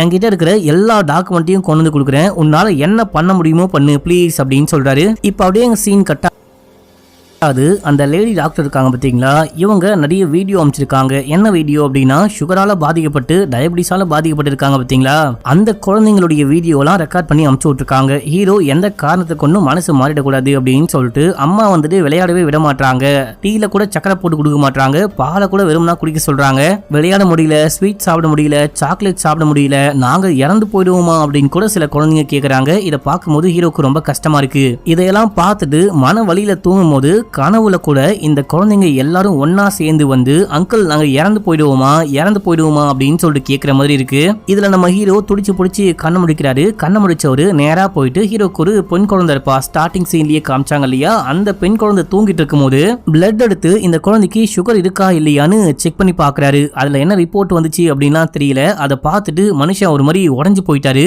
இப்போ அடுத்த நாள் காலையில வேலையும் வேணாம் ஒண்ணு வேணாம் அப்படின்னு சொல்லிட்டு எத்தனை பேரை போயிட்டு நேரடியா மீட் பண்ணி அந்த ரிப்போர்ட் கலெக்ட் பண்ண முடியுமோ எல்லாத்தையும் கலெக்ட் பண்ணிட்டு மும்பை கிளம்புறாரு. மும்பைல ஜாஸ்மினும் அந்த கேர்ள் ஃப்ரெண்டும் ஹீரோ வருவாரு அப்படின்னு சொல்லிட்டு வெயிட் பண்ணிட்டு இருக்காங்க. ஆனா நம்ம ஹீரோ போயிட்டு இவங்களை மீட் பண்ணாம அந்த ஜாதி கிளினிக் உடைய ஓனர் ராஜுவை போயிட்டு மீட் பண்ணி இந்த டாக்குமெண்ட்லாம் கொடுக்குறாரு அப்படின்னு சொல்லிட்டு காமிச்சு 4வது எபிசோட முடிக்கிறாங்க.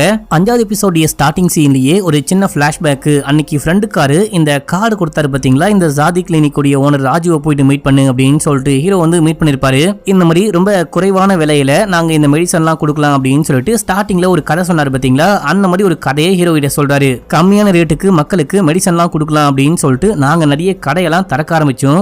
முதல்ல ஹைதராபாத்ல திறக்கும் போது அங்க இருக்கிற ஆளை கொலை பண்ணிட்டு கடையை எரிச்சு விட்டு போயிட்டாங்க.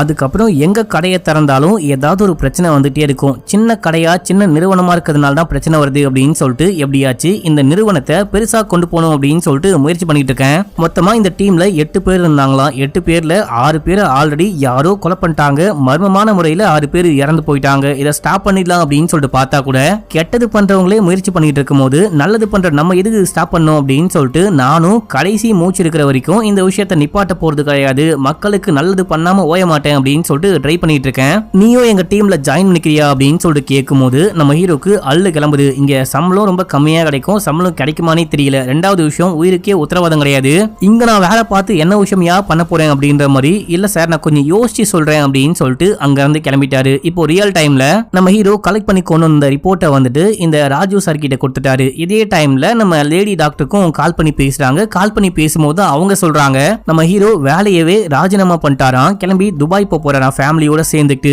ஏன் அப்படின்னா அந்த கம்பெனிக்காரங்க ஹீரோ மேல செம கான்ல இருக்காங்க. கம்பெனியுடைய பணம், கம்பெனியுடைய அந்த ரிசோர்சஸை பயன்படுத்தியே நான் கம்பெனிக்கான ரிப்போர்ட்டை கலெக்ட் பண்றேன் அப்படின்னு சொல்லிட்டு சம்பந்தமே இல்லாத அந்த பிரெக்னன்சிக்கு கொடுத்தாங்க பாத்தீங்களா, அந்த டானிக்கோட ரிப்போர்ட்டை சீக்ரெட்டை நம்ம ஹீரோ கலெக்ட் பண்ணிருக்காரு. இதை எப்படியோ கண்டுபிடிச்சிட்டாங்க. இந்த டைம்ல நம்ம ஹீரோ வேலையை ராஜினாமா பண்ணிட்டு இருக்காரு. இந்த மாதிரி என்ன விஷயம்லாம் பண்ணாங்க அப்படின்னு சொல்லிட்டு பிரஸ் ரிலீஸ் கொடுத்துட்டு அதுக்கப்புறமா ஃபேமிலியோட கிளம்பி துபாய் போறாராம் அப்படின்னும் போது சரி ஓகே என்ன பண்ணலாம் ஏது பண்ணலாம்னு பேசலாம்னு சொல்றாங்க. இப்ப அப்படியே எங்க சீன் கட்டாது. அடுத்து அந்த எக்ஸ் கேர்ள் ஃப்ரெண்ட் கால் பண்றா. கால் பண்ணி ஏன்டா இந்த மாதிரிலாம் பண்ணிட்டு இருக்க, அவங்க கூட எல்லாம் மோதாத அப்படின்னும் போது நீயும் அவங்களுக்கு தான் சப்போர்ட் பண்ற, நீ எல்லாம் பேசவே கூடாது அப்படின்னு சொல்லிட்டு போனை கட் பண்ணிட்டாரு. அடுத்து இப்போ ராஜு டாக்டர் கேக்குறாரு, அன்னைக்கு நீ ஏன் ஜாயின் பண்ணவே இல்ல, ஜாதியில ஏன் ஜாயின் பண்ணவே இல்லை அப்படின்னு சொல்லிட்டு கேட்கும் போது அன்னைக்கு காசுக்கு எனக்கு ரொம்ப தேவை இருந்துச்சு, அம்மாக்கு உடம்பு சரியில்லை, எனக்கு இருந்ததே ஒரே ஒரு அம்மா, அந்த அம்மாவை காப்பாற்றணும் அப்படின்னா காசு வேணும், அதுக்காக தான் போயிட்டேன், அவங்க கூட சேரல அப்படின்னும் போது நீ என் கூட வா அப்படின்னு சொல்லி கூட்டிட்டு போயிட்டு அங்க இருக்க ஆபீஸ் டீமை காமிக்கிறாரு. இவங்க யாருக்குமே சம்பளமே கிடையாது, இவங்க எல்லாரும் வாலண்டியரா இந்த ஜாதிக்காக உழைச்சுக்கிட்டு இருக்காங்க, பொதுமக்களுக்காக உழைக்கிறாங்க. காசு கொடுத்து வாங்கினா இவங்க எல்லாரையும் எப்பயோ விலைக்கு வாங்கிட்டு இருப்பாங்க மற்ற கம்பெனியை சேர்ந்தவங்க. ஆனா இவங்க ஒரு ரூபா கூட காசு வேணாம் அப்படின்னு சொல்லிட்டு பொதுமக்களுக்காக உழைச்சுக்கிட்டு இருக்காங்க. இதுக்கு முன்னாடி ஒரு சீன்ல ஏதோ ஒரு நார்த் இந்தியால ரொம்பவே மோசமான முறையில இந்த மருந்துலாம் தயாரிக்கிறாங்க அப்படின்னு சொல்லிட்டு அதை போயிட்டு வீடியோ ரெக்கார்ட் பண்ணாங்க பாத்தீங்களா. அந்த பையன் பேரு காஷி, அந்த பையனும் இங்கதான் இருக்கான். இந்த பையன் தன்னுடைய உயிரையே பணைய வச்சு இந்த வீடியோலாம் கொண்டு வந்தான். மகாராஷ்டிரால ஒரு குட்டி கிராமத்துல இந்த மாதிரி பண்ணிட்டு இருக்காங்க. இந்தியா முழுக்க இதே போல எக்கச்சக்கமான பேரு மருந்து தயாரிக்கிறேன் அப்படின்ற பேர்ல கேவலமா பண்ணிட்டு இருக்காங்க. இந்த எல்லா விஷயத்தையும் வெளியே கொண்டு வரணும், இதுக்கும் நான் ட்ரை பண்ணிட்டு இருக்கேன் அப்படின்னு சொல்றாரு. இப்ப இந்த விஷயம்லாம் பேசி முடிச்சுட்டு நம்ம ஹீரோ அங்க இருந்து கிளம்புறாரு. கிளம்பி போயிட்டு அந்த நர்ஸை மீட் பண்றாரு. நர்ஸோடைய பையன் விளையாடிட்டு இருப்பான். அந்த பையனுக்கு ஒரு பேட்டை வாங்கி கொடுத்துட்டு நர்ஸ் கிட்ட கொண்டு போயிட்டு இன்சுலின் பென் மாதிரி இருக்கு அதை கையில கொடுக்கும் போது இதையெல்லாம் வாங்கி கொடுத்தா மட்டும் நீ பண்ண பாவத்துக்கு பரிகாரம் தேட முடியுமா அப்படின்னு சொல்லிட்டு கேட்கும் போது பரிகாரம் கிடைக்கவே கிடைக்காது, நான் பண்ண பாவத்துக்கு தான் என்னுடைய பொண்ணுக்கும் டயபிட்டிஸ் வந்துருச்சு அப்படின்னு சொல்லிட்டு நம்ம ஹீரோ சோகமா அங்கிருந்து கிளம்புறாரு. நான் இந்த வேலையை விட்டேன், இதுக்கப்புறம் இந்த மாதிரி வேலை பார்க்க போறது கிடையாது, நாட்டை விட்டே போறேன் அப்படின்னு சொல்லிட்டு போறாரு. அடுத்து அந்த ஜானகி டாக்டர் காமிக்கிறாங்க. இவங்க ஒரு பேஷண்ட்டை பார்த்திருப்பாங்க. அந்த பேஷண்ட் வரும்போதே இறந்து வந்திருப்பாரு, இல்ல நீங்க தான் ஏதோ பண்ணிட்டீங்க அப்படின்னு சொல்லிட்டு அந்த பேஷண்ட்டை கூட்டிட்டு வந்தவங்க ஜானகி டாக்டர் கிட்ட பயங்கரமா சண்டை போடுறாங்க. சண்டையில அறையவே செய்யறாங்க. இந்த டைம்ல ஹீரோ வந்து காப்பாத்தி அங்கிருந்து கூட்டிட்டு போகும்போது என்னாச்சு ஏதாச்சு அப்படின்னு சொல்லிட்டு கேட்கும்போது ஆக்சுவலா இவங்க ஒரு பேஷண்ட்டை தூக்கிட்டு வந்தாங்க. தூக்கிட்டு வரும்போது நான் வந்தவனே செக் பண்ண அந்த பையன் இறந்துதான் கிடந்தான். இவங்க எல்லாம் பார்க்கும்போது அந்த பையனுக்கு சொந்தக்காரங்க மாதிரியே தெரியல, ஏதோ அடியாள் மாதிரி தெரியறாங்க. என்ன டார்கெட் பண்ணி இது வரைக்கும் என்னுடைய வாழ்க்கையில எத்தனையோ பேர் சண்டை போட்டிருக்காங்க, ஆனா என்ன அடிச்சதே கிடையாது, இந்த மாதிரி கோவப்பட்டது கிடையாது. பையன் இறந்து போயிட்டான் அப்படின்னு கூட ஃபீல் பண்ணாம என்ன அட்டாக் பண்ணும் அப்படின்னு வேணுமத்துக்குன்னு அட்டாக் பண்ண மாதிரி இருந்துச்சு. யாரோ என்ன டார்கெட் பண்றாங்க போல, நீயும் கொஞ்சம் பார்த்து சேஃப் ஆயிரு அப்படின்னு சொல்லிட்டு வீட்டுக்கு கூட்டிட்டு போயிட்டு டீலாம் போட்டு கொடுக்குறாங்க. இந்த டாக்டருக்கு கல்யாணம் ஆயிருச்சு, ஹஸ்பண்ட் வந்துட்டு லண்டன்ல இருக்காராம். எங்களுக்கு குழந்தை குட்டி எல்லாம் கிடையாது, உனக்கு எப்படி அப்படின்னு சொல்லிட்டு கேட்கும்போது ஒரு பொண்ணை லவ் பண்ண, அதுக்கப்புறமா வேற ஒரு பொண்ணை கல்யாணம் பண்ணிட்டு இப்போ ஒரு பெண் குழந்தை இருக்கு அப்படின்லாம் பேசிட்டு இருக்க. இந்த டைம்ல யாரோ வந்து கதவை தட்டுறாங்க. யாருன்னு போயிட்டு பார்க்கும்போது போலீஸ் படையோட வந்திருக்காங்க. நான் அப்புறமேட்டுக்கா கம்ப்ளைண்ட் கொடுக்குறேன், இப்போதைக்கு கம்ப்ளைண்ட் கொடுக்க விரும்பல அப்படின்னு சொல்லிட்டு இந்த டாக்டர் சொல்லும் போது ஏமா உங்ககிட்ட கம்ப்ளைண்ட் வாங்க நாங்க வரல, இந்த பையனை கைது பண்ண வந்தோம், இந்த பையனுடைய கம்பெனியை சேர்ந்தவங்க இவன் ஏதோ ஃப்ராட் பண்ணிட்டான் அப்படின்னு சொல்லிட்டு இவன் மேல கம்ப்ளைண்ட் கொடுத்திருக்காங்க, இவனை தான் கைது பண்ண போறேன் அப்படின்னு சொல்லிட்டு ஹீரோவை கைது பண்றாங்க. ஹீரோக்கும் ஷாக்கு, லேடி டாக்டருக்கும் ஷாக்கு. இதோட 5வது எபிசோட் முடியுது. இப்போ 6வது எபிசோடைய ஸ்டார்டிங் சீன்லயே ராஜு டாக்டர் காமிக்கிறாங்க. இவருடைய மனைவி கேன்சரால பாதிக்கப்பட்டிருக்காங்க. இது நடக்கிறது 2016. ஏதோ ஒரு கேஸ் வந்துட்டு கோர்ட்ல நடக்குதான். அந்த கேஸ் விஷயமா போறேன் அப்படின்னு சொல்லிட்டு மனைவிக்கு ஏதோ ஒரு ட்ரீட்மெண்ட், அந்த ட்ரீட்மெண்ட்டை அமைதியா பாத்துக்கோ, உனக்கு ஒண்ணுமே ஆகாது அப்படின்லாம் சொல்லிட்டு அங்கிருந்து கிளம்புறாரு. கிளம்பி கோர்ட்டுக்கு போறாரு. இப்போ கோர்ட்ல வந்துட்டு இவரு சாட்சி சொல்ல வேண்டிய அந்த டைம் வருது. கோர்ட்டுக்குள்ள போகும்போது மொபைல சைலண்ட்ல போட்டு போலாம் அப்படின்னு சொல்லிட்டு போன் ஆன் பண்ணா, சைலண்ட்ல வைக்கலாம் அப்படின்னு சொல்லிட்டு பார்க்கும்போது தான் அந்த ப்ரொசீஜர்ல மனைவி இறந்து போயிட்டாங்க அப்படின்னு சொல்லிட்டு டாக்டர் மெசேஜ் போட்டிருக்காரு. இதை பார்த்தவருக்கு துக்கம் தொண்டை அடைக்குது. இப்போ இருக்கலாமா போலாமா அப்படின்னு சொல்லிட்டு யோசிச்சவரு, அவ்வளவுதான் மனைவி இறந்து போயிட்டாங்க, காப்பாற்ற முடியாது, நம்ம வந்துட்டு இந்த கேஸ்லயாச்சும் வின் பண்ண ட்ரை பண்ணலாம் அப்படின்னு சொல்லிட்டு கூண்ல போயிட்டு பேச ஆரம்பிக்கிறாரு. ஆனா அந்த கேஸ்ல வந்துட்டு தோத்து போயிட்டாரு. இப்போ இந்த பக்கம் ரியல் டைம்ல ஜானகி டாக்டர் காமிக்கிறாங்க. இவங்க டெஸ்ட் பண்ணி பார்க்கும்போது பிரெக்னெண்டா இருக்காங்க அப்படின்னு சொல்லிட்டு வந்திருக்கு. இந்த சந்தோஷத்தை புருஷங்கிட்ட கால் பண்ணி சொல்லாம நானே கிளம்பி லண்டனுக்கு உங்களை பார்க்க வர போறேன், ஒரு சர்ப்ரைஸான விஷயம் இருக்கு அப்படின்னு சொல்லிட்டு டிக்கெட் புக் பண்ணலாம் அப்படின்னு சொல்லிட்டு போறாங்க. அண்ட் லீவும் சொல்லிட்டு இவங்க ஏதோ கார்ல போயிட்டு இருக்கும் போது ஒரு சிக்னலை வந்துட்டு திடீர்னு யூ டர்ன் எடுத்து போறாங்க. எங்க போறாங்க அப்படின்லாம் காமிக்கல. இப்ப அப்படியே எங்க சீன் கட்டாது போலீஸ் ஸ்டேஷன்ல காமிக்கிறாங்க. போலீஸ் ஸ்டேஷனுக்கு போயிட்டு வக்கீல்லாம் வச்சு பேசி ஹீரோவை வெளியே கூட்டின்னு வராங்க. நம்ம ஹீரோ ஃபேமிலியோட கார்ல கிளம்புறாரு. இந்த காரை வந்துட்டு பாத்தீங்கன்னா ஒரு லாரி ஃபாலோ பண்ணிட்டு வருது. ஆக்சிடென்ட் பண்ணலாம் அப்படின்னு சொல்லிட்டு ஃபாலோ பண்ணிட்டு வர இவங்க அந்த அபார்ட்மெண்ட்டுக்குள்ள போயிட்டாங்க. அதனால லாரியால இந்த காரை இடிக்க முடியல. இந்த விஷயத்தை ஹீரோ பெருசா நோட் பண்ணல போல. போயிட்டு காரெல்லாம் சேல் பண்ணிட்டு எல்லாத்தையும் பேக் பண்ணிட்டு இருக்காரு. இந்த மாதிரி துபாய்க்கு ஃபேமிலியோட கிளம்பிடலாம் அப்படின்னு சொல்லிட்டு பேக் பண்ணிட்டு இருக்கும்போது இந்த டைம்ல யாரோ கால் பண்றாங்க. இந்த மாதிரி ஜானகி டாக்டர் ஆக்சிடென்ட்ல இறந்து போயிட்டாங்க அப்படின்னும் போது மனுஷனுக்கு தூக்கி வாரி போடுது. என்ன பண்றது அப்படின்னே தெரியல. ஒருவேளை பொய்யா இருக்குமோ அப்படின்னு சொல்லிட்டு யோசிச்சுட்டு நேரா போயிட்டு பார்த்தா உண்மையிலேயே அவங்க இறந்து போயிட்டாங்க. ஆக்சிடென்ட்ல இறந்து போயிட்டாங்க. ஹஸ்பண்டுக்கு கால் பண்ணி சொல்லிட்டாங்களாம். ஹஸ்பண்ட் வந்துகிட்டு இருக்காராம். இப்போ ஹீரோக்கு என்ன பண்றது அப்படின்னே புரியல. எப்படி இறந்து போக முடியும் அப்படின்னு சொல்லிட்டு யோசிச்சுட்டே இருக்கும்போது அங்க அந்த நர்ஸ் வராங்க. நல்லவங்களுக்கு இந்த மாதிரி அநியாயமா சாவு வந்துருச்சு அப்படின்னு சொல்லிட்டு புலம்பிட்டு மாலையெல்லாம் போட்டு அவங்க ஸ்கூட்டில கிளம்புறாங்க. ஆக்சுவலா இவங்க ஸ்கூட்டில வந்து இங்க இறங்கும் போது பின்னாடியே வந்துட்டு ஒரு தார் வந்துட்டு ஃபாலோ பண்ணிட்டு வந்திருக்கோம். ஆனா அந்த கார்ல இருந்து யாருமே இறங்கி உள்ளுக்குள்ள வரவே இல்லை. இவங்க திரும்பி போகும்போதும் அந்த தார் கார் வந்துட்டு பின்னாடியே ஃபாலோ பண்ணிட்டு போகுது. ஏதோ சம்திங் ராங்கா இருக்கே.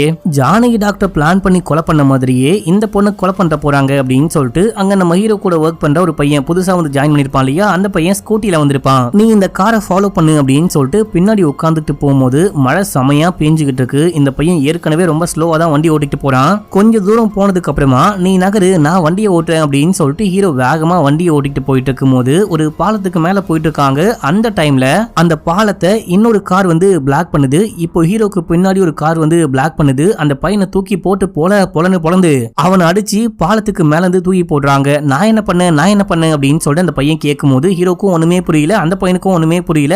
அந்த பையன் அடிச்சு தூக்கி போடுவாங்க. அந்த பாலத்துக்கு கீழே ரயில்வே ட்ராக் இருக்கும். ட்ராக்ல அந்த பையன் போயிட்டு ஒழுகுறான். ஹீரோ காப்பாத்தலான்னு கீழே போறாரு. அதுக்குள்ள அந்த பையனுக்கு மேல ட்ரெயின் ஏறி பையன் இறந்தே போறான். ஹீரோவுடைய கண்ணுக்கு முன்னாடியே இறந்து போறான். ஹீரோ செமையா அழுகுறாரு. இதோட இந்த எபிசோட் முடியுது. இப்போ 7வது எபிசோட் ஸ்டார்டிங் சீன்லயே ஜானகி டாக்டருடைய ஹஸ்பண்ட் ஊருக்கு வந்துட்டாரு. இப்போ போலீஸ் வந்து மீட் பண்றாங்க. ஒரு லாரி தான் வந்துட்டு அவங்க காரை இடிச்சு தூக்கி இருக்கு. லாரியை கண்டுபிடிக்க ட்ரை பண்றோம். இன்னொன்னு அவங்க பேக் பண்ணி எல்லாமே காருக்குள்ள வச்சிருந்திருப்பாங்க. அந்த பேக் பண்ணப்பட்ட பாக்ஸ் எல்லாம் உடைச்சி பெட்டியெல்லாம் உடைச்சி உள்ளுக்குள்ள வந்து எதையோ ஆட்டையை போட்டு கொண்டு போயிருக்காங்க. அந்த இடத்துல வந்துட்டு கேமரா கிடையாது. அதனால எந்த லாரி எந்த இது அப்படின்னு சொல்லிட்டு எதுவுமே கண்டுபிடிக்க முடியல. செக் பண்ணிட்டு இருக்கோம். கூடிய சீக்கிரமே கண்டுபிடிச்சிருவோம் அப்படின்னு சொல்லிட்டு ஒரு கேமரா ஃபுட்டேஜ் காமிக்கிறாங்க. ஒரு சிக்னலுடைய ஃபுட்டேஜ். இதுக்கு முன்னாடி எபிசோட்ல ஒரு சிக்னல் கிட்ட போயிட்டு ஏதோ யோசிச்சுட்டு திடீர்னு ஜானகி டாக்டர் வண்டியை திருப்பிட்டு போயிருப்பாங்க. அந்த இதுல இருந்து அடுத்த சிக்னலுக்கு வர 5 நிமிஷம் தான் ஆகும். ஆனா அதுக்கு நடுவுல அவங்க 40 நிமிஷம் கழிச்சு தான் வந்திருக்காங்க. அந்த 40 நிமிஷம் எங்க போனாங்க, என்ன ஆனாங்க, யாரை மீட் பண்ணாங்க அப்படின்னு சொல்லிட்டு எதுவுமே தெரியல. அங்க உங்களுக்கு தெரிஞ்சவங்க இல்ல டாக்டருக்கு தெரிஞ்சவங்க யாராவது இருக்காங்களா அப்படின்னு சொல்லிட்டு கேட்கும்போது இல்லையே, அப்படி அந்த ஏரியால யாருமே இல்ல அப்படின்னு சொல்லிட்டு இவரே களத்துல இறங்கி நம்ம டாக்டருடைய போட்டோவை காமிச்சு அங்க இருக்கிற எல்லார்ட்டையும் காமிச்சு விசாரிச்சுக்கிட்டு போகும்போது ஒரு டீ கடையில போயிட்டு கேட்கும்போது ஆமா இந்த டாக்டரை பார்த்தேன். அன்னைக்கு காலையில இறந்து போறதுக்கு முன்னாடி கூட என் கடைக்கு தான் வந்து டீ குடிச்சிட்டு போனாங்க. ரொம்பவே நல்லவங்க. என் பொண்டாட்டி கூட அவங்க தான் பிரசவம் பார்த்தாங்க. ரொம்ப ரொம்ப நல்லவங்க அப்படின்னு சொல்லிட்டு ஃபீல் பண்ணும்போது இவங்க அன்னைக்கு எங்க போயிட்டு வந்தாங்கன்னு ஏதாவது தெரியுமா அப்படின்னு சொல்லிட்டு கேட்கும்போது அந்த பில்டிங்க்கு தான் போயிட்டு வந்து டீ குடிச்சிட்டு போனாங்க அப்படின்னும் போது அது என்ன பில்டிங்னு பார்த்தா போஸ்ட் ஆபீஸ். அங்க போயிட்டு விசாரிச்சவரு ஒரு பார்சல் வாங்கிட்டு வராரு. இப்போ வந்துட்டு ராஜு டாக்டர் இருக்காரு. ராஜு டாக்டருக்காக தான் இந்த போஸ்டையே போட்டிருக்காங்க. இந்த பார்சல்ல என்ன விஷயம் இருக்கு அப்படின்னா அந்த பிரெக்னன்சி டைம்ல குடிக்கக்கூடிய மருந்து அப்படின்னு சொல்லிட்டு வித்து அதனால நிறைய பேர் பாதிக்கப்பட்டிருக்காங்க பாருங்க. அந்த மருந்துடைய ரிப்போர்ட் எப்படி பாதிக்கப்பட்டாங்க, என்ன மாதிரிலாம் பாதிக்கப்பட்டிருக்காங்க அப்படின்னு சொல்லிட்டு கலெக்ட் பண்ண ரிப்போர்ட். நமக்கு என்ன விஷயம் ஆனாலும் இந்த ரிப்போர்ட் வந்துட்டு கண்டிப்பா ராஜு சார் கையில போகணும் அப்படின்னு சொல்லிட்டு போஸ்ட் போட்டு போயிருக்காங்க. இந்த போஸ்ட் இவர் கைக்கு போய் சேரத்துக்கு முன்னாடியே அநியாயமா அவங்க இறந்து போயிட்டாங்க. ஆக்சுவலா இந்த டாக்டருடைய சைன் அந்த கையெழுத்து எல்லாமே ரொம்ப ரொம்ப அழகா இருக்குமா. ஒரு டாக்டருடைய சைன் இவ்வளவு அழகா நான் பார்த்ததே கிடையாது. இந்த கையெழுத்தை பார்க்கும் போதெல்லாம் மனைவி ஞாபகம் தான் வருது அப்படின்னு சொல்லிட்டு பயங்கரமா விஜய் ஃபீல் பண்ணி அழுகுறாரு. இப்ப அப்படியே சீன் கட்டாது. நம்ம ஹீரோ ஃபேமிலியோட கிளம்பி துபாய் போயிட்டாரு. துபாய் போயிட்டாருன்னு பார்த்தா மனைவியும் குழந்தையும் மட்டும் போறாங்க. நம்ம ஹீரோ போகாம திரும்பி வந்து ராஜுவை மீட் பண்றாரு. நீ மட்டும் ஏன் வந்த, நீயும் கிளம்பி போ, உன்னுடைய உயிருக்கும் ஆபத்து இருக்கு, நீ முதல்ல கிளம்பு அப்படின்னும் போது எனக்கு மட்டுமா குடும்பம் குட்டி இருக்கு, இறந்து போன எல்லாருக்குமே தான் இருக்கு. என் அசிஸ்டன்ட் இறந்து போனானே, ஆக்சுவலா அவன் இறந்து போனதுக்கே நான் தான் காரணம். நான் தான் முதல்ல பின்னாடி உட்கார்ந்துட்டு வந்தேன். அவன் ஒழுங்கா வண்டி ஓட்ட மாட்டான் அப்படின்னு சொல்லிட்டு நான் ஓட்டும் போது தான் பின்னாடி உட்கார்ந்துட்டு வந்தவனை கொலை பண்றா அப்படின்னு சொல்லி அனுப்பும் போது என்ன கொலை பண்றதுக்கு பதிலா அந்த பையனை கொன்னுட்டு போயிட்டாங்க. அந்த பையன் சாவுக்கு நான் தான் காரணம். ஜானகி டாக்டரையும் இந்த கேஸுக்குள்ள நான் தான் இழுத்து விட்டேன். அவங்க ரொம்ப ரொம்ப நல்லவங்க. அவங்களுக்கு நான் போயிட்டு இந்த மருந்தை சேல் பண்ணாம இருந்திருந்தேன் அப்படின்னா இத்தனை குழந்தைங்க பாதிக்கப்பட்டிருக்க மாட்டாங்க, இவங்களும் இறந்து போயிருக்க மாட்டாங்க. நான் கண்டிப்பா நியாயம் கிடைக்காம ஓய மாட்டேன். உங்ககிட்டயே நான் வந்துட்டு ஒரு வாலண்டியரா ஜாயின் பண்ணிக்கிறேன். நம்ம எல்லாருமே சேர்ந்துட்டு அநியாயத்துக்கு எதிராக போராடலாம் அப்படின்னும் போது ராஜு டாக்டர் எவ்வளவு சொன்னாலும் கேட்காம வாலண்டியரா ஹீரோ ஜாயின் பண்ணிக்கிறாரு. இப்போ வந்துட்டு டாக்டருடைய போஸ்ட்மார்ட்டம் ரிப்போர்ட் வந்திருக்கும். அந்த ரிப்போர்ட்டை பிரஸுக்கு முன்னாடியே விஜய் காமிச்சு, இதனால என் மனைவி இறந்து போல, ஆக்சிடென்ட்னால தான் இறந்து போனா, அவ இறந்து போனதுக்கு இதான் காரணம், ஆக்சுவலா கொலை பண்ணிட்டாங்க அப்படின்னு சொல்லிட்டு இந்த ரிப்போர்ட் இது வரைக்கும் இவங்க கையில கிடைச்ச எல்லா ரிப்போர்ட்டையும் ராஜு, நம்ம ஹீரோ, விஜய் அப்படின்னு சொல்லிட்டு எல்லாருமே பிரஸுக்கு முன்னாடியே இந்த ரிப்போர்ட் எல்லாத்தையும் வெளியே விட இந்த விஷயம் வந்துட்டு பயங்கர காட்டு தீ மாதிரி பரவ ஆரம்பிக்குது. பயங்கர பிரேக்கிங் நியூஸா ஓடிட்டு இருக்கு. ஜாஸ்மின் வந்துட்டு இந்த அரவிந்த மீட் பண்ணி இந்த கேஸ் கோர்ட்டுக்கு வரும்போது நீயும் கண்டிப்பா வர மாதிரி இருக்கும், நீ இல்லாம சமாளிக்க முடியும், இருந்தாலும் நீ வந்துதான் ஆகணும் அப்படின்னு சொல்றாங்க. இந்த பக்கம் நம்ம ஹீரோடைய டீம், அதுக்கப்புறம் ராஜு சாருடைய டீம் அப்படின்னு சொல்லிட்டு இவங்க எல்லாரும் சேர்ந்துட்டு இந்தியா முழுக்க பயணம் பண்றாங்க. இந்த கம்பெனி பண்ண எல்லா ஃப்ராட் தனித்தையும் கண்டுபிடிக்கணும். முக்கியமா அந்த பிரெக்னன்சிக்கு வித்தாங்க பாத்தீங்களா, அந்த டானிக்க பத்தின ரிப்போர்ட் எல்லாத்தையும் மேனுவலா போயிட்டு கலெக்ட் பண்ண ஆரம்பிக்கிறாங்க. எல்லா டாக்டருமே பணத்துக்காக அடிமையா இருக்க மாட்டாங்க. நிறைய டாக்டர் நல்லவங்களா இருப்பாங்க பாத்தீங்களா, அந்த மாதிரி ஆட்களையா போயிட்டு மீட் பண்ணி அவங்க கொடுத்த மெடிசன்னால என்ன மாதிரி சைடு எஃபெக்ட் வந்திருக்கு அப்படின்னு சொல்லிட்டு எல்லாத்தையும் கொஞ்சம் கொஞ்சமா கலெக்ட் பண்ணிட்டு இருக்காங்க அப்படின்னு சொல்லிட்டு காமிக்கிறாங்க. இதே டைம்ல ஜாஸ்மின் அவங்க கைக்கு கிடைச்ச எல்லா ரிப்போர்ட்டையும் மொத்தமா வச்சு கொளுத்துறாங்க அப்படின்னு சொல்லிட்டு காமிச்சு 7வது எபிசோட் முடியுது. இப்போ 8வது எபிசோட் ஸ்டார்டிங் சீன்ல அந்த டாக்டர் உட்கார்ந்து பேசிட்டு இருந்தாரு பாத்தீங்களா, அந்த விஷயத்த காமிக்கிறாங்க. இவர் பேசிக்கிட்டே இருக்கும்போது இவருடைய கண்ணுக்கு மனைவி தெரிய ஆரம்பிக்கிறாங்க. இவருக்கு ஒரு முறை வாய்ஸே வரல, பேச்சே வரல, ரொம்ப ஸ்டக் ஆகுறாரு. இன்னைக்கு இதோட போதும், நிப்பாட்டிக்கலாம் அப்படின்னு சொல்லிட்டு அங்க இருந்து கிளம்புறாரு. போகும்போது கூட திரும்பி பார்த்துக்கிட்டே போறாரு. மனைவி கண்ணுக்கு தெரியறாங்க. அதாவது இவருக்கு என்ன தோணுது அப்படின்னா, மனைவி கண்ணுக்கு தெரியறா அப்படின்னா நம்மளும் இறந்து போறோம் போல அப்படின்னு சொல்லிட்டு லைட்டா பயம் வருது. நம்ம இறந்து போறதுக்கு முன்னாடி எப்படியாச்சும் இந்த கேஸை முடிக்கிட்டோம் அப்படின்னு சொல்லிட்டு ஒரு சீனியர் லாயருக்கு கால் பண்ணி கூப்பிடும் போது, எனக்கே உடம்பு சரியில்லை, கண்டிப்பா என்னால அவ்வளவு தூரம்லாம் வர முடியாது, என்னுடைய அசோசியேட்ஸ் அனுப்பிச்சு வைக்கிறேன் அப்படின்னும் போது, ஏன்பா அட்லீஸ்ட் உன்னுடைய அசிஸ்டன்ட் அனுப்புறேன் அப்படின்னா கூட பரவாயில்ல, அசோசியேட் அப்படின்னா அதுக்கும் கீழே இவங்க வந்து இவ்வளவு பெரிய கேஸ் எப்படி நடத்துவாங்க அப்படின்னு சொல்லிட்டு கேட்க, இப்ப நமக்கு வேற வழியே கிடையாது, ஏன்னா ஈரிங் ரொம்ப கிட்ட இருக்கு, நீங்க தான் வேற வழி இல்லாம ஈரிங்க ரொம்ப கிட்ட கொண்டு வந்துட்டீங்க, வெயிட் பண்றதா இருந்தா வெயிட் பண்ணுங்க, அசிஸ்டன்ட் அனுப்பிச்சு வைக்கிறேன், அப்படி இல்லைன்னா நமக்கு வேற ஆப்ஷனே கிடையாது அப்படின்னும் போது, எனக்கு டைம் இல்ல, சீக்கிரமா இந்த கேஸை முடிக்கணும், ஏதோ பண்ணு அப்படின்னு சொல்லிட்டு போனை கட் பண்றாரு. அடுத்து கோர்ட்ல காமிக்கிறாங்க. கோர்ட்ல அரவிந்த், ஜாஸ்மின், அந்த வக்கீல் அப்படின்னு சொல்லிட்டு எல்லாருமே வந்திருக்காங்க. இப்போ வந்துட்டு ஹீரோவுடைய வக்கீல் இருக்காங்க பாத்தீங்களா, அதாவது ராஜு சாருடைய வக்கீல் இருக்காங்க பாத்தீங்களா, இவங்க வந்துட்டு இவங்க கையில இருக்க அந்த ரிப்போர்ட் எல்லாம் காமிச்சு இவங்க இந்த மாதிரி மோசமான காரியம் எல்லாம் பண்ணிருக்காங்க, நிறைய குழந்தைங்களுக்கு டயபிட்டிஸ் வந்திருக்கு, டயபிட்டிஸ்னால வந்துட்டு நிறைய மருந்தெல்லாம் எடுத்துக்கிட்டு இருக்காங்க, சில பேர் இறந்து போயிட்டாங்க அப்படி இப்படின்னு சொல்லும் போது அரவிந்தோடைய வக்கீல் இது எதுவுமே ஏத்துக்க மாட்டாரு. இது எதுக்குமே சாலிடான ப்ரூஃபே கிடையாது, ப்ரூஃப் இல்லாம எதையுமே அக்செப்ட் பண்ணிக்க முடியாது, எங்க மேல சும்மா ஏதாவது அலிகேஷன் வரதான் செய்யும், அதுக்காகலாம் நாங்க குற்றம் பண்ணதா ஒத்துக்க முடியாது, ஏன்னா எக்கச்சக்கமா ரிசர்ச் பண்ணி அது சரி வருமா வராதா அப்படின்னு சொல்லிட்டு பார்த்ததுக்கு அப்புறமா தான் வெளியவே கொடுக்கணும், இதை அக்செப்ட் பண்ணிக்க முடியாது அப்படின்னு சொல்லிட்டாங்க. மேபி இப்போ 250 குழந்தைங்களுடைய ரிப்போர்ட்டை கொண்டு வந்து ஹீரோ காமிச்சிருப்பாரு. அந்த 250 குழந்தைங்களுக்கும் ஏதாவது பிரச்சனை வந்திருக்கு, எங்க மருந்தால ஏதோ சைடு எஃபெக்ட் வந்திருக்கு அப்படின்னு சொல்லிட்டு ப்ரூவ் பண்ணாலே லைஃப் டைமுக்கு ஃப்ரீயா ட்ரீட்மெண்ட் கொடுக்குறோம், அது மட்டும் இல்லாம ஒரு குழந்தைக்கும் 20 லட்சம் வீதம் நஷ்ட ஈடு கொடுக்குறோம் அப்படின்னு சொல்லும் போது, இதுக்கு நீங்க என்ன சொல்றீங்க அரவிந்த் அப்படின்னு சொல்லிட்டு கேக்குறாங்க. ஏன்னா இப்போ இவன் தானே சிஓவா இருக்கான், நீங்க என்ன சொல்றீங்க அப்படின்னு சொல்லிட்டு கேட்கும்போது ஓகே தான் அப்படின்னு சொல்ல, இப்போ பிரேக்குன்னு ஜட்ஜி வெளியே போயிட்டாங்க. அரவிந்த் வந்துட்டு எனக்கு ஒரு முக்கியமான வேலை இருக்கு, நான் கிளம்புறேன், இங்கெல்லாம் உட்காந்து டைம் வேஸ்ட் பண்ண முடியாது அப்படின்னு சொல்லிட்டு ஜாஸ்மின் கிட்ட சொல்லிட்டு அங்க இருந்து கிளம்புறாங்க. கிளம்பும் போது நம்ம ஹீரோவை பார்த்து, நான் கூட நீ ஒரு 350-400 குழந்தைங்களை கூட்டு வருவ, ஒரு 60-70 கோடி செலவாகும் அப்படின்னு சொல்லிட்டு பார்த்தேன், ஆனா நீ ரொம்ப சப்பையா 250 குழந்தைங்களை மட்டும்தான் கூட்டிட்டு வந்திருக்க, ஒரு 40 கோடியிலேயே இந்த விஷயத்தை ஈஸியா முடிக்க முடியும், 20 கோடி லாபம் தான் அப்படின்னு சொல்லிட்டு வெளியே கிளம்புறான். வெளியே போனா அங்க நிறைய சின்ன சின்ன பசங்களா நிக்கிறாங்க. என்ன கோர்ட் வாசல்ல நிறைய சின்ன பசங்க நிக்கிறாங்களே அப்படின்னு சொல்லிட்டு பார்க்கும்போது நிறைய பேர் அப்படியே வண்டியில வந்து இறங்கிட்டே இருக்காங்க, எக்கச்சக்கமான பேர் இறங்குறாங்க. இப்ப நம்ம ஹீரோ வந்து கெத்தா நிக்கிறாரு, நம்ம ஹீரோ தான் பண்ணிருக்காரு போல. இப்போ என்ன பண்ணாரு அப்படின்னு சொல்லிட்டு காமிக்கிறாங்க. நம்ம ஹீரோவை இந்த இரும்பல் மருந்து விற்கணும், இந்த இரும்பல் மருந்தை லான்ச் பண்றோம், இதை விற்கிறதுக்கான சவுத் இந்தியாக்கான ஹெட்டா ப்ரமோட் பண்றேன் அப்படின்னு சொன்னாங்க பாத்தீங்களா. ப்ரமோஷனை ஏத்துக்கிட்டு இந்த மருந்துல என்ன பிரச்சனை அப்படின்னு சொல்லிட்டு பார்க்கணும்னு வேலை பார்க்க ஆரம்பிச்சிருக்காரு. சைட் பை சைடா இந்த பிரெக்னன்சி லேடிக்கு கொடுக்கப்பட்ட அந்த மருந்துல என்ன விஷயம்லாம் ஆச்சு, அந்த ரிப்போர்ட்டை கலெக்ட் பண்றது மட்டும் இல்லாம இதையும் டெஸ்ட் பண்ணிருப்பாரு. இவங்க ரிசர்ச் அண்ட் வார்னிங் டீம் கிட்டயே போயிட்டு இந்த மருந்துனால என்ன பிரச்சனை வரும் பார்த்து சொல்லுங்க, ஏன்னா இப்போ நம்ம ஹீரோ வந்துட்டு ஒரு பெரிய பொசிஷன்ல இருக்காரு, இவரு சொன்னா அவங்க கேட்டுதான் ஆகணும், அவங்க செக் பண்ணி பார்த்துட்டு இதை கொடுக்கவே கூடாது, கொடுத்தா எக்கச்சக்கமான சைடு எஃபெக்ட் வரும் அப்படின்னு சொல்லியிருப்பாங்க. இந்த ரிப்போர்ட்டை வாங்கிட்டு இந்தியா முழுக்க டிராவல் பண்ணி எல்லா பீடியாட்ரிக் டாக்டரையும் மீட் பண்ணி இந்த ரிப்போர்ட்டை பாருங்க, நீங்க இந்த மருந்தை வந்துட்டு பிரிஸ்கிரைப் பண்ணவே கூடாது அப்படின்னு சொல்லிட்டு பண்ண விடாம அந்த மருந்தை கொடுக்க விடாம தடுத்தது மட்டும் இல்லாம நீங்க சாட்சி சொல்ல வரணும், கம்ப்ளைண்ட் கொடுக்க வரணும் அப்படின்னு சொல்லிட்டு கூப்பிட்டு வந்திருப்பாரு. லேடி டாக்டருடைய ஹஸ்பண்ட் அவங்கள கூட்டிட்டு வர நான் ஹெல்ப் பண்றேன், நானே ஃபண்ட் பண்றேன், நானே மொத்த காசையும் கொடுத்து நானே கூட்டிட்டு வர வைக்கிறேன் அப்படின்னு சொல்லிட்டு அவரு இந்தியா முழுக்க பாதிக்கப்பட்ட இந்த இரும்பல் மருந்தால பாதிக்கப்பட்ட அதுல ஏதோ சைடு எஃபெக்ட் வருது போல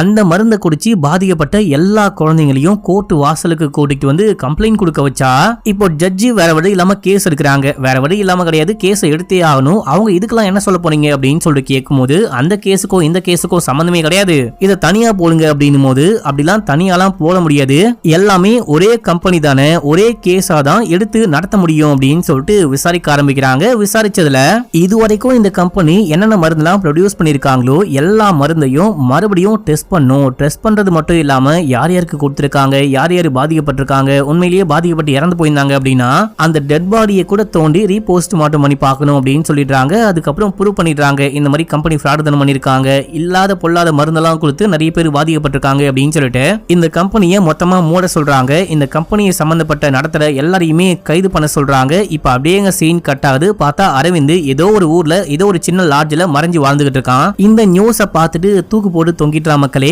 நமக்கு வேற வழியே கிடையாது அப்படின்னு சொல்லிட்டு தூக்கு போட்டு தொங்கிட்டான். இப்போ இவன் இறந்து போன நியூஸும் அந்த கம்பெனியை மூடின நியூஸும் எல்லாரு கையிலயும் கிடைக்குது.